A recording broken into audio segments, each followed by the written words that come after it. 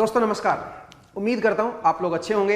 And last episode में हम operations को पढ़ रहे थे। लास्ट एपिसोड थोड़ा सा मुश्किल था, आज भी उसी की कंटिन्यूटी में चलेंगे, बट एक दो क्वेश्चंस हैं उनको पहले एक बार जरा सोल्व कर लेते हैं और उसके बाद हम लोग फिर बाकी जो ऑपरेशंस हैं उनको देखेंगे। हमने एडिशन एंड सब्ट्रैक्शन को देखा था, तो मैंने आपको बताया था कि पोलर फॉर्म में जब भी दे रखा होता है आप ऑलवेज उसको कार्टेशियन में कन्वर्ट करके और फाइनल आंसर को कार्टेशियन में ही निकाल सकते हो और बाद में फिर उसको पोलर में कन्वर्ट कर लो।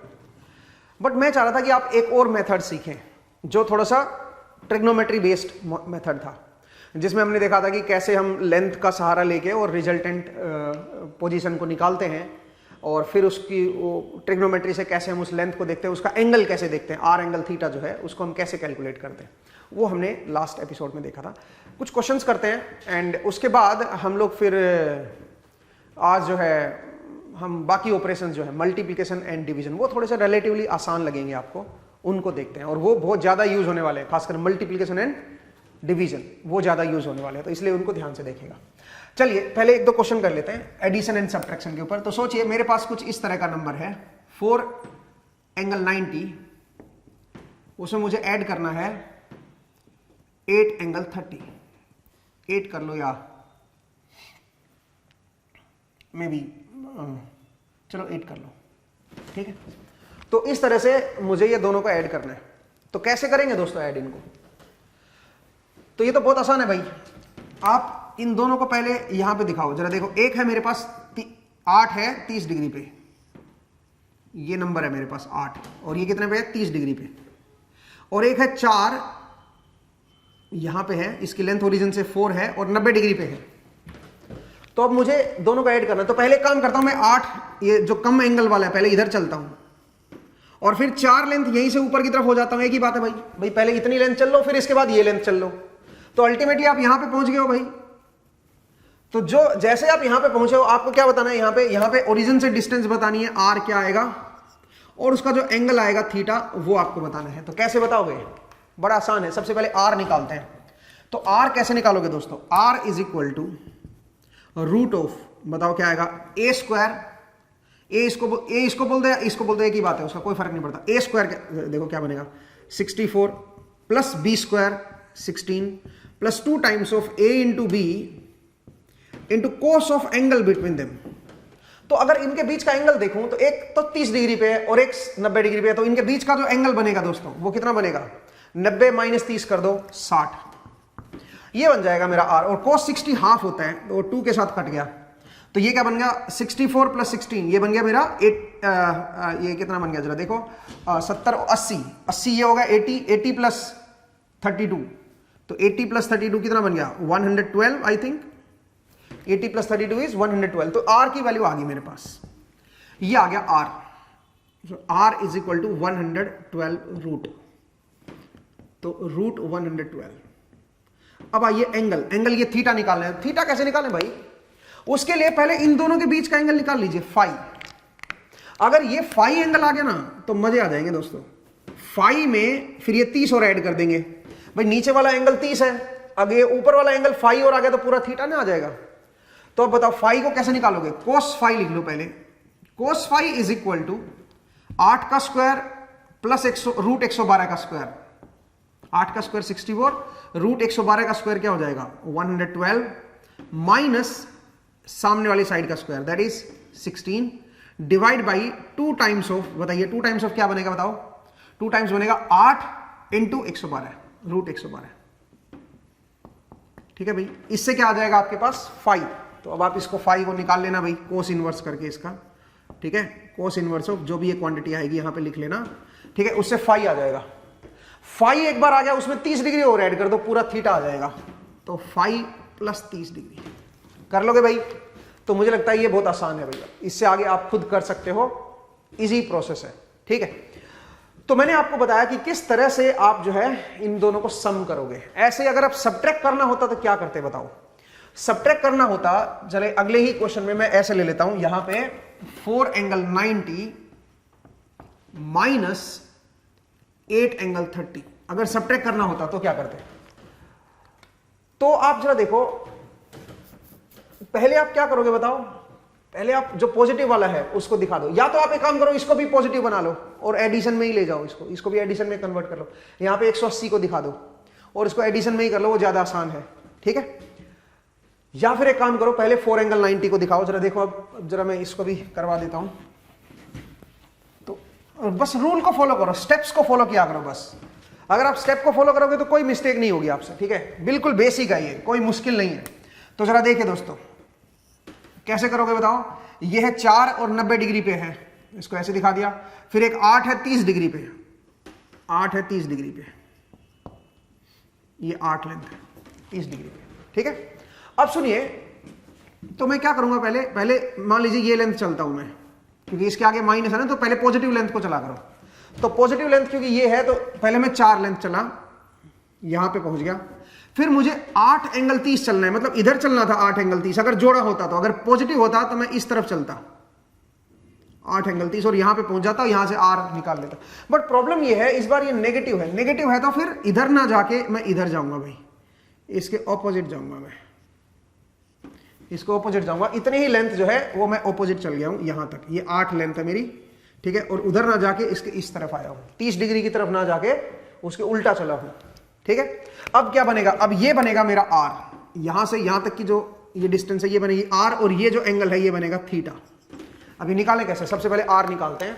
तो आर की वैल्यू क्या आएगी बताओ जरा। R is root of A square, 4 का स्क्वायर कर दो, प्लस बी स्क्वायर 8 का स्क्वायर कर दो, माइनस लिखेंगे 2 times of A into B into cos of angle between them. अब आप बताओ इनके दोनों के बीच एंगल कितना है, एक 90 पे एक 30 डिग्री पे है, एक 90 पे एक 30, तो एंगल दोनों के बीच कितना है 60 डिग्री। ये वाला एंगल है ना दोनों के बीच, एक 90 डिग्री पे एक 30 डिग्री पे है, तो दोनों के बीच का एंगल है 60, तो इसलिए माइनस कर देंगे यहाँ पे, ठीक है। ये तो आ गया मेरा आर। अब ये एंगल कैसे निकालोगे, ये एंगल निकालने के लिए आप बताओ, ये एंगल निकाल लो ना इधर वाला, ये ट्रायंगल आ गया देखो, ये आर लेंथ है, ये 4 लेंथ है और ये 8 लेंथ है, तो तीनों लेंथ पता चल गई। अब ये एंगल निकाल दो, इस एंगल को फाई बोल देता हूं मैं, ये एंगल आ गया फाई, और उस फाई में 90 और ऐड कर दो, क्योंकि यहां तक का जो एंगल है ये 90, तो ये हो गया और फाई आगे हो गया, तो टोटल थीटा जो आएगा वो क्या आ जाएगा बताओ जरा, वो आ जाएगा 90 प्लस फाई। 90 तो यहां तक हो गया और उसके आगे फाई और एंगल आ गया, ठीक है। तो 90 प्लस फाई हो जाएगा, और आर जो है वो हमने यहां से निकाल ही दिया आर, ठीक है भाई। तो इस तरह से आप क्या कर दोगे, दो कॉम्प्लेक्स नंबर को सब्ट्रैक्ट भी आप कर सकते हो, आपको मैंने तरीका बता दिया कैसे करोगे, ठीक है। आसान कहानी थी, ठीक है। और ये हमने एक तरह से रिवाइज भी कर लिया इस चीज को। नेक्स्ट अब आगे बढ़ते हैं, थोड़ा सा मैं इसको रब कर रहा हूं भाई, ठीक है। नेक्स्ट अब हम क्या देखेंगे, अब अपने को देखना है मल्टीप्लीकेशन एंड डिवीजन। ये थोड़ा सा रिलेटिवली आसान है। मल्टीप्लाई कैसे करते हैं, मल्टीप्लीकेशन, ये जरा देखिए दोस्तों, ये थोड़ा आसान है। कैसे, सोचिए मेरे पास कोई कॉम्प्लेक्स नंबर है 2 + 3 आयोटा, उसको मैं मल्टीप्लाई कर रहा हूं 4 - 2 आयोटा से। दोनों ही कार्टेशियन में दे रखे हैं, सोचिए नंबर, तो मल्टीप्लाई करना बहुत आसान है। पहले आप रियल को उठाओ और रियल को रियल के साथ कर दो मल्टीप्लाई, तो बताओ क्या बनेगा। ये 4 को 2 के साथ करोगे तो 8 बन जाएगा, फिर 4 को इसके साथ करोगे तो 12 आयोटा बन जाएगा, 4 × 3 = 12 हो गया ना, तो 12 आयोटा। अब आ जाओ -2 आयोटा, -2 आयोटा को 2 के साथ करोगे तो क्या बन जाएगा, -4 आयोटा, और -2 आयोटा को 3 आयोटा के साथ करोगे तो क्या बन जाएगा, -6 आयोटा स्क्वायर। एक बार देख लो भाई, 3 दूने 6, माइनस बाहर आ गया और आयोटा का स्क्वायर हो गया। अब आयोटा स्क्वायर क्या होता है, आयोटा स्क्वायर -1 होता है, तो अल्टीमेटली ये प्लस का बन जाएगा। तो इसको आप क्या लिखोगे, 8 + 12 में से 4 माइनस कर दो, 8 आयोटा, और ये बन जाएगा +6, तो कितना बन गया, 14 + 8 आयोटा। ये इसका प्रोडक्ट आ जाएगा दोस्तों। दोनों को मल्टीप्लाई कर दिया, आसान कहानी थी।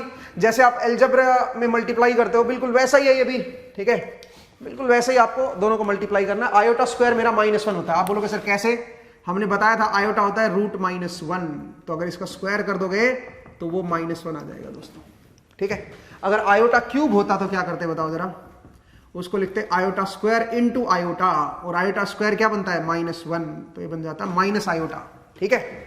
इस तरह से आप इसको लिख सकते हो। मुझे उम्मीद है आपको ये समझ आया। बट अब जरा देखिए, ये तो आसान कहानी थी, बट ये तब है जब कार्टेशियन फॉर्म में दे रखा है। अगर पोलर फॉर्म में दे रखा है तो मल्टीप्लाई कैसे करेंगे। सोचिए, एक है 4 ∠30 और एक है मेरे पास 8 एंगल -60। ठीक है, ये दे रखा है, अभी दो कॉम्प्लेक्स नंबर दे रखे हैं, एक आपका फर्स्ट क्वाड्रेंट में है और एक आपका फोर्थ क्वाड्रेंट में है। मुझे दोनों को मल्टीप्लाई करना है। कैसे मल्टीप्लाई करें अब ये, और ये मैं पोलर फॉर्म में ही चाहता हूं भाई, यहां पे ये पोलर फॉर्म में ही मैं फाइनल आंसर चाहता हूं। अगर पोलर फॉर्म आ गई तो कार्टेशियन में भी निकाल सकते हो फिर डायरेक्टली।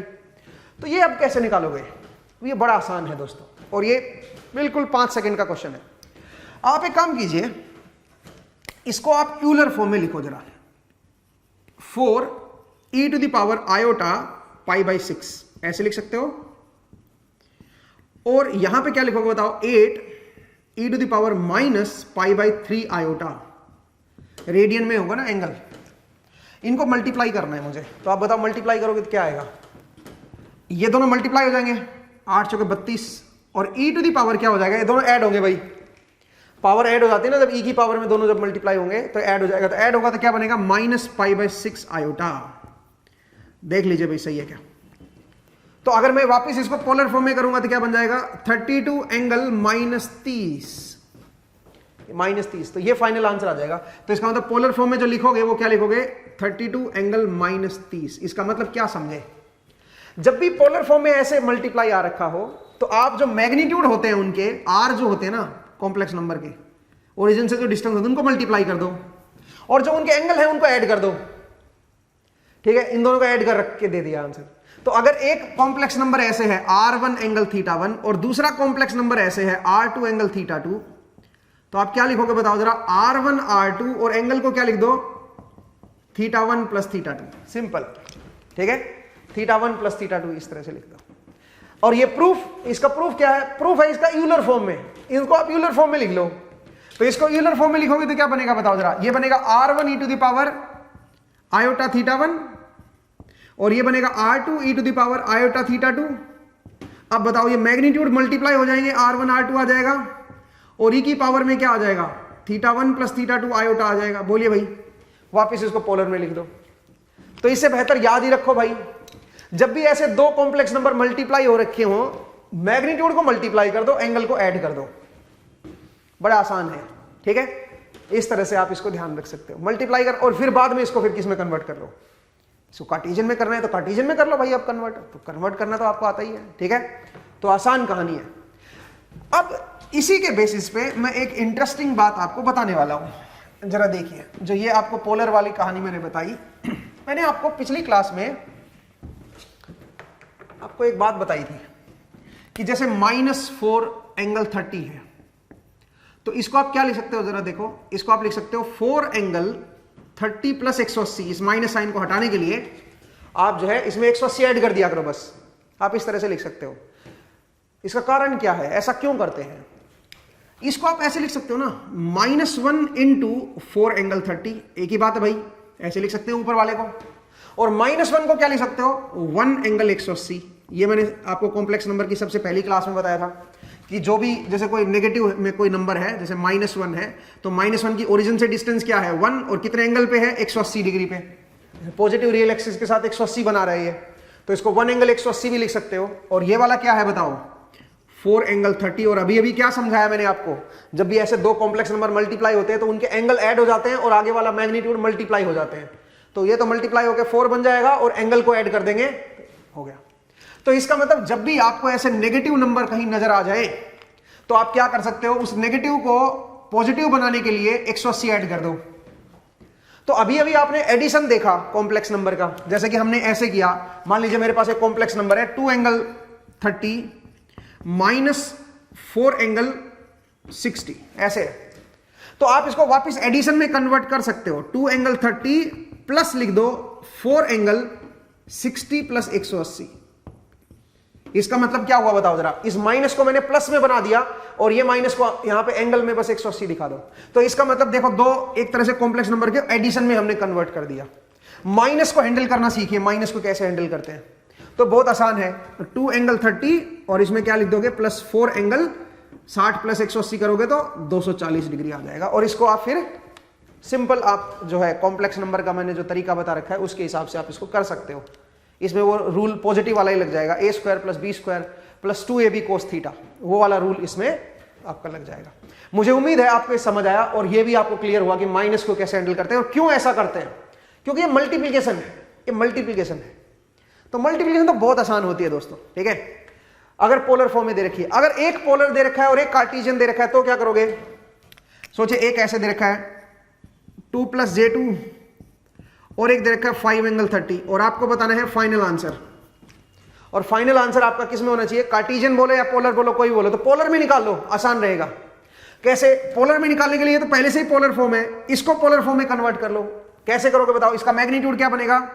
2√2 और एंगल आएगा 45 डिग्री। इसको पोलर में कन्वर्ट कर लो, ये बनेगा पोलर फॉर्म में, ठीक है। निकाल लेना पोलर, क्या फर्स्ट क्वाड्रेंट में है तो tan इनवर्स 2/1 45 आ गया और मैग्नीट्यूड इसका आएगा 2√2। और दूसरा क्या है बताओ जरा? दूसरा है 5 एंगल 30। तो अब आप बताओ दोनों को मल्टीप्लाई करोगे तो क्या बनेगा? ये बन जाएगा 10√2, ये मैग्नीट्यूड को मल्टीप्लाई कर दिया और एंगल मैंने ऐड कर दिए 45 और 30, ये आएगा 75। सही है भाई, आसान कहानी थी। इस तरह से आप जो है पोलर फॉर्म में फाइनल आंसर निकाल के और वापस इसको कार्टेशियन में पूछा तो कार्टेशियन में कन्वर्ट कर दो, अब इसको कोस और साइन लेके, वो भी आपको पता है, ठीक है। तो इस तरह से आप जो है मल्टीप्लाई कर सकते हो दोस्तों, बहुत ही आसान है। आप बोलोगे सर ऐसे अगर 3 मल्टीप्लाई में हो रखे हो तो भी बहुत आसान है भाई। जरा देखिए, अगर 3 मल्टीप्लाई हो रखे हो तो कैसे करेंगे? अभी तक तो हम 2 ही ले रहे हैं, एडिशन सब्ट्रैक्शन भी 2 का ले रहे हैं। 3 का हो तो 3 का भी बहुत आसान है भाई। अगर मान लीजिए ऐसे है R1 angle θ1, R2 angle θ2, R3 angle θ3, तो बहुत आसान है भाई। आप इनको यूलर फॉर्म में लिख लो।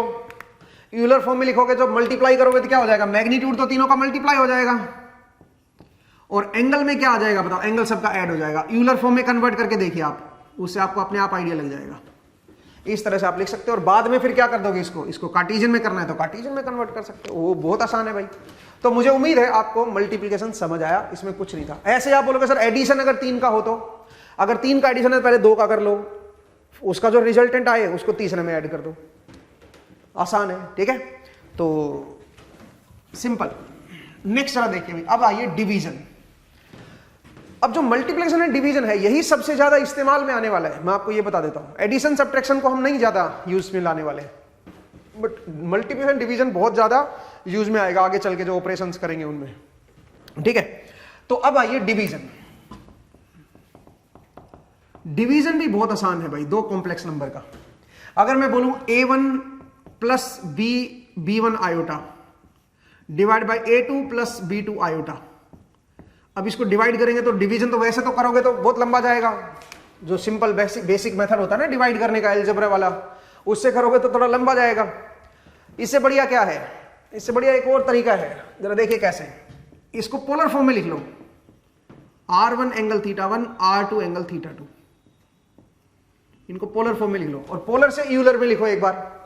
तो यूलर में लिखोगे तो क्या बन जाएगा? ये बन जाएगा आयोटा θ1 और नीचे R2 e to the power iota θ2। बोलिए दोस्तों सही है क्या? और अब जरा देखो R1/R2 तो ये अलग से आ गया और ये e की पावर ऊपर जाके क्या हो जाएगा? ये माइनस का हो जाएगा, तो यहां पे बनेगा θ1 माइनस θ2 और यहां पे आ जाएगा आयोटा। तो क्या समझे? और इसको वापस पोलर में लिख दो, R1/R2 और एंगल क्या हो जाएगा बताओ? θ1 माइनस θ2। तो इसलिए ये तो मैंने प्रूव करके दिखाया यूलर में कन्वर्ट करके। वैसे आप डायरेक्ट याद रख सकते हो, जब भी ऐसे डिवीजन में आ जाए तो ऊपर ले जाके इस एंगल को क्या कर दो? इसमें से सब्ट्रैक्ट कर दो, θ1 माइनस θ2। जैसे मल्टीप्लिकेशन में ऐड कर रहे थे, डिवीजन में यही एंगल मेरा क्या हो जाएगा? सब्ट्रैक्ट हो जाएगा और ये मेरा फाइनल पोलर फॉर्म में आ जाएगा आंसर। इसको वापस किस में कन्वर्ट कर लो? अब कार्टेशियन में। बहुत आसान है, ठीक है, ये बहुत ईजी है भाई। इसके बाद यहां पे इसको निकालना, तो इस तरह से जैसे मान लीजिए मैं बोलूं कि भाई एक मेरे पास नंबर है 2 + J2 और नीचे है मेरे पास 4 एंगल 60। मुझे बताना है क्या आंसर आएगा इसका, और आंसर को पोलर फॉर्म में निकालना है या कार्टेशियन में निकालना है, किसी में भी निकालना है। सोचो कार्टेशियन में देना है आपको आंसर, तो कैसे करोगे? सबसे पहले इसको पोलर में कन्वर्ट कर लो। 2√2 एंगल क्या हो गया? 45 डिग्री डिवाइड बाई 4 एंगल 60। तो अगर मैं देखूं तो ये बन जाएगा 2√2/4। मैग्नीट्यूड का तो रेशियो ले लो और एंगल ये 60 ऊपर आके सब्ट्रैक्ट हो जाएगा, तो ये आ जाएगा माइनस 45 डिग्री। सही है भाई, माइनस 15 डिग्री। तो आप बताओ, अब इसको अगर मैं कार्टेशियन में कन्वर्ट करूंगा तो पहले तो इसको काट दो ना, ये 2 आ गया, √2 से √2 कट गया, यहां पे नीचे √2 आ जाएगा बस। तो ये बन गया 1/√2 एंगल -15 डिग्री। अब इसको वापस कार्टेशियन में कन्वर्ट कर दो। कैसे कन्वर्ट करोगे बताओ? 1/√2 बताओ कोस ऑफ 15, कोस ऑफ बल्कि -15 लिखो क्योंकि थीटा की वैल्यू -15 है ना, प्लस आयोटा साइन ऑफ -15। यही तो रूल होता था भाई, बताओ। आर तो मैंने बाहर ले लिया, आर कोस होता था और आर साइन होता था, तो आर को मैंने बाहर ले लिया और थीटा की जगह पे -15 पुट कर दिया। तो कोस में माइनस लेने से कोई फर्क नहीं पड़ता, ये तो वही आता है, कोस 15 ही लिख लो इसको।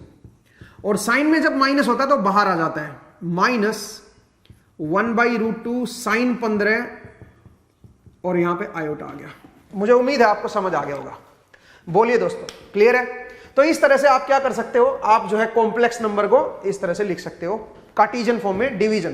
तो डिवीजन बहुत आसान है, मैंने आपको बताया इसका प्रूफ क्या है, क्यों ऐसा करते हैं, एंगल को सब्ट्रैक्ट क्यों करते हैं, तो इसलिए सिंपल। चलिए, तो ये था मेरा डिवीजन। मुझे उम्मीद है आपको ये भी क्लियर हो गया होगा। अब एक काम करते हैं, एक क्वेश्चन करते हैं, जरा देखिए, मैं इसको रब कर रहा हूं भाई, एक दो क्वेश्चन करते हैं इसके ऊपर। देखिएगा दोस्तों, अगर मैं आपसे बोलूं कि भाई मेरे पास कोई कॉम्प्लेक्स नंबर है, कुछ इस तरह का है, 2 एंगल 30 इंटू 4 प्लस या 8 प्लस कर लो, 8 + 4 आयोटा, 8 + 4 आयोटा या 8 प्लस, एक मिनट थोड़ा आसान बना देता हूं इसको, 2 + √3 आयोटा कर देते हैं, 1 + √3 आयोटा, थोड़ा आसान रहेगा, डिवाइड बाई 6 एंगल 45। आपको इसकी वैल्यू बतानी है कार्टेशियन में क्या आएगी, कार्टेशियन में इसकी वैल्यू क्या आएगी। तो कैसे करोगे दोस्तों? बड़ा आसान है, ये तो ऑलरेडी पोलर फॉर्म में है, इसको पोलर फॉर्म में कन्वर्ट कर लो भाई। बताओ, मैग्नीट्यूड आएगा 4, सॉरी मैग्नीट्यूड आएगा 2 भाई, 1 का स्क्वायर प्लस √3 का स्क्वायर और उसका रूट ले लो तो 2 आएगा मैग्नीट्यूड। और एंगल कितना आएगा? tan inverse 3/1 60 degree. tan inverse 3/1 कितना होता है? 60 डिग्री होता है tan इनवर्स √3। ठीक है, डिवाइड बाय क्या हो जाएगा? डिवाइड बाय हो जाएगा 6 एंगल 45। तो अब आप बताओ क्या बनाइए, ये मैग्नीट्यूड को ऊपर वाला मल्टीप्लाई हो रहा है ना, पहले ऊपर वाले को मल्टीप्लाई ही कर देते हैं, 4 एंगल 90 हो जाएगा, ये एंगल ऐड हो गए और ये मल्टीप्लाई होगा। नीचे डिनोमिनेटर में क्या है? 6 एंगल 45 डिग्री। तो अब आप बताओ क्या बन जाएगा? ये बन जाएगा 2/3 एंगल 45 डिग्री। ऊपर वाला ये 45 ऊपर आके -45 हो जाएगा ना भाई, 90 में से 45 माइनस करोगे तो 45 ही तो बचेगा। तो इस तरह से आप इसको लिख सकते हो दोस्तों। वापिस इसको फिर किस में कन्वर्ट कर लो? कार्टेशियन में। तो कार्टेशियन में करोगे तो क्या बनेगा? 2/3 cos 45 degree plus iota 2/3 sin 45 degree. इस तरह से आप जो है इसको लिख सकते हो दोस्तों। आसान कहानी है, बहुत ही आसान था। ठीक है, तो मुझे उम्मीद है ये आपको समझ आया कि कैसे हम डिवीजन मल्टीप्लिकेशन करते हैं। ठीक है, डिवीजन एंड मल्टीप्लिकेशन तो बहुत ही आसान है पोलर फॉर्म में करना, लेकिन पोलर फॉर्म में सबसे आसान होता है ये काम करना। ठीक है, नेक्स्ट अब आते हैं, अब निकालते हैं स्क्वायर रूट या फिर क्यूब रूट। कैसे निकालते हैं स्क्वायर रूट या क्यूब रूट? भी बहुत आसान होता है दोस्तों पोलर फॉर्म में। कैसे? जरा देखिए, अगर मैं बोलूं कि भाई मेरे पास कोई भी रूट निकालना हो, आपको nth रूट निकालना है b1 आयोटा, मुझे इसका स्क्वायर रूट लेना है, सोचिए 1 मिनट के लिए, और मुझे बताओ क्या वैल्यू आएगी। तो आप क्या करो, इसको आप लिख लो r1 एंगल θ1, इसकी पोलर फॉर्म लिख लो। ऐसे कर लेंगे, इसकी पोलर फॉर्म लिखो तो ये आएगी। और इसको वापस फिर किस में कन्वर्ट कर लो? यूलर में। r1 e की पावर θ1 आयोटा, और उसकी पावर क्या होगी? 1/2। रूट का मतलब, स्क्वायर रूट का मतलब क्या होता है? 1/2। यहां पे स्क्वायर रूट है। ठीक है भाई, तो स्क्वायर रूट का मतलब पावर जो होगी वो 1/2 होगी। अब आप बताओ इसको कैसे लिखोगे? इसको लिखने के लिए r1 का तो रूट ले लो, r1 का तो रूट ले लो, और ये पावर इसके साथ मल्टीप्लाई हो जाएगी, आयोटा θ1/2, और इसको वापस अब पोलर फॉर्म में ले आओ, रूट r1 एंगल θ1/2। तो क्या समझे? यहां से ये पता चला कि जो भी ये नंबर है इसको पहले पोलर में लिख लो। अब पोलर में लेने के बाद अगर आप स्क्वायर रूट ले रहे हो तो आगे वाले का स्क्वायर रूट ले लो, और फिर जो 1/2 है इसके साथ मल्टीप्लाई कर दो। मतलब अगर कोई नंबर है इस तरह का और मुझे क्या करना है, इसका r एंगल थीटा है, मुझे इसका nth रूट लेना है दोस्तों। nth रूट का मतलब 1/n। स्क्वायर रूट लेना तो 1/2 कर दो, क्यूब रूट लेना तो 1/3 कर दो। अगर nth रूट लेना है तो क्या करोगे दोस्तों, r का तो nth रूट आ जाएगा और जो एंगल है वो 1/n से मल्टीप्लाई हो जाएगा, ये आ जाएगी पोलर फॉर्म। और ये प्रूफ इसका कहां पे है, प्रूफ इसका यूलर में है भाई, यूलर से प्रूव कर सकते हो आप, आसान है। ये पावर इसकी 1/2 कर दो, अगर स्क्वायर रूट है तो 1/2 आगे वाले का भी पावर में आ जाएगा 1/2 और ये यहां पे e की पावर में तो फिर मल्टीप्लाई हो जाएगा, बाद में इससे वापस पोलर में ले आओ। तो ये तो बहुत बड़ा आसान था। तो अगर मान लीजिए मैं बोलूं कि भाई मेरे पास कोई है 4 + 4√3 आयोटा, मान लीजिए ऐसा कोई नंबर है और मुझे क्या करना है, मुझे इसका स्क्वायर रूट निकालना है। तो कैसे निकालोगे दोस्तों, इसका स्क्वायर रूट बताओ कैसे करोगे। आप क्या करो, इस अंदर वाले को पहले इसका मैग्नीट्यूड बताओ क्या बनेगा, पहले इसको बस पोलर फॉर्म में कन्वर्ट कर लो, 4√3 आयोटा।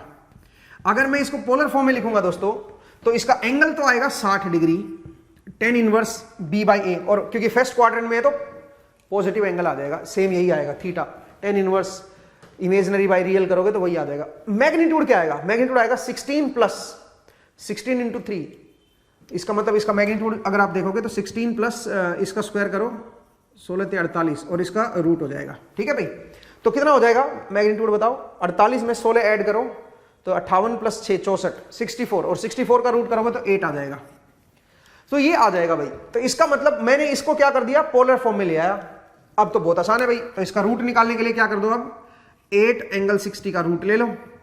क्या होगा बताओ, रूट का मतलब पावर जो होती है मेरी 1/2 होती है पावर, तो 8 का तो रूट आ जाएगा और जो पावर 1/2 जो है वो 60 के साथ मल्टीप्लाई हो जाएगी, तो यहां पे 30 बचेगा। 60 × 1/2 करोगे तो 30 ही तो बचेगा भाई, तो यहां पे 30 आप लिख सकते हो ऐसे। और वापिस इसको फिर कार्टेशियन में निकलाएं तो कार्टेशियन में लिख लो, अब इसको कार्टेशियन में कन्वर्ट कर लो भाई। तो देखो कितना आसान हो गया स्क्वायर रूट निकालना या फिर क्यूब रूट निकालना, अगर आपको पोलर फॉर्म का मतलब पता है तो पोलर फॉर्म कितनी इंपॉर्टेंट है वो देखिए दोस्तों। मुझे उम्मीद है आपको ये सारे ऑपरेशन समझ आए, इनको एक अलग से लिख के रखें और इनको याद रखें, इनको जगह जगह इस्तेमाल करने वाले हैं हम। बहुत सारी जगह ऐसी आएंगी जहां पे हम इनका यूज करने वाले हैं दोस्तों। ठीक है, तो इसलिए आगे चल के आप देखेगा कि इनका कितना कमाल का एप्लीकेशन होगा और कितना ईजी कर देगा आपके लिए फिजिक्स को समझना। ये क्योंकि कई बार क्या होता है, जब आपको ये रूल नहीं पता होते हैं और आप बिल्कुल ही बेसिक रूल से चलते हो तो उसमें लंबा भी समय लगता है और आपको कुछ चीजें समझ में भी नहीं आती। लेकिन अगर आपने ये रूल सीख लिए तो इनसे आप एक तो फास्ट हो जाओगे थोड़ा और आप फटाफट चीजों को सोल्व करना शुरू कर दोगे। ये एक तरह से हमारे बेसिक टूल्स हैं, ये हमारे हथियार हैं जिनसे हम आगे चल के चीजों को कवर करने वाले हैं। ठीक है, तो मुझे उम्मीद है कि आपको ये सारी कहानी जो है ये समझ आई। ठीक है, और आप जो है इसको पूरा रिवाइज करके रखेंगे। नेक्स्ट क्लास में जब आपसे मुलाकात होगी तो नेक्स्ट क्लास में हम सिग्नल्स के ऊपर, फंक्शंस के ऊपर वापस लौट के आएंगे। आपको याद होगा मैं जब फंक्शंस पढ़ा रहा था तो सबसे पहले मैंने आपको एल्जेब्राइक फंक्शंस करवाए थे, जिसमें से पॉलिनोमियल फंक्शन हमने पहले पढ़ा और पॉलिनोमियल में भी n की वैल्यू 0, फिर n की वैल्यू 1 के लिए देखा लीनियर फंक्शन, फिर n की वैल्यू 2 के लिए देखा क्वाड्रेटिक फंक्शंस, फिर n की वैल्यू 3 के लिए देखा क्यूबिक फंक्शंस, और उसके बाद हम नंबर की तरफ शिफ्ट हो गए। कॉम्प्लेक्स नंबर को हमने थोड़ा सा समझा और उसके ऊपर ऑपरेशंस को सीखा कि कैसे उसके ऊपर ऑपरेशंस लगाए जाते हैं। ठीक है, अगली क्लास में हम बात करेंगे सिग्नल्स के, फंक्शंस के ऊपर वापस आएंगे और उसमें हम ट्रिग्नोमेट्रिक फंक्शंस को थोड़ा सा देखेंगे भाई। ठीक है, तो आज के लिए इतना ही करते हैं दोस्तों। नेक्स्ट क्लास में फिर से आपसे मुलाकात होगी। अपना ख्याल रखिए, पढ़ते रहिए, मुस्कुराते रहिए। नेक्स्ट टाइम मिलेंगे। Thank you and take care.